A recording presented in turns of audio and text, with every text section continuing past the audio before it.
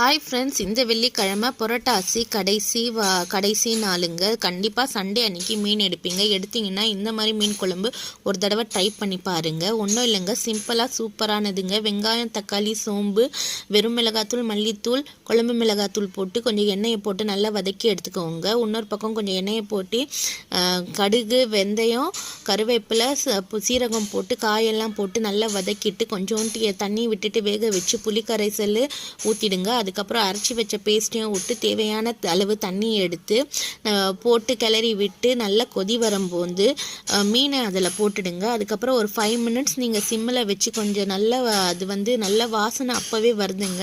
வந்த பிறகு தேவையான அளவு தண்ணி சுண்டிட்ட பிறகு இறக்குனீங்கன்னா சூப்பரான சுவையான சுட அரைச்சி போட்ட மீன் குழம்பு செம்மையாக இருந்துச்சுங்க. காய் போட்டு இதுதாங்க நான் ஃபஸ்ட் தடவையாக செய்கிறேன்.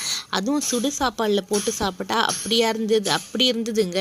இந்த புரட்டாசி மாதம் நீங்கள் மீன் எடுத்திங்கன்னா கண்டிப்பாக ஒரு டிஃப்ரெண்ட்டாக கொஞ்சம் வேணும். எப்போவும் ஒரே ரெகுலராக மீன் குழம்பு சாப்பிட்றீங்கன்னா நீங்கள் இந்த மாதிரி ட்ரை பண்ணி பாருங்கள். எனக்கு ரொம்பவே பிடிச்சிருந்ததுங்க. ஸோ இதுக்கு காம்பினேஷன் அப்பளம் இன்னவே நல்லாயிருக்கும். எனக்கு ரொம்ப பிடிச்சிருந்து. நெக்ஸ்ட் தடவை கண்டிப்பாக நான் அப்பளம் வச்சு தான் சாப்பிட போகிறேன். நீங்கள் உங்களுக்கு என்ன பிடிக்கும்னு சொல்லி எனக்கு கமெண்ட் பண்ணி சொல்லுங்கள் ஃப்ரெண்ட்ஸ். பாய்.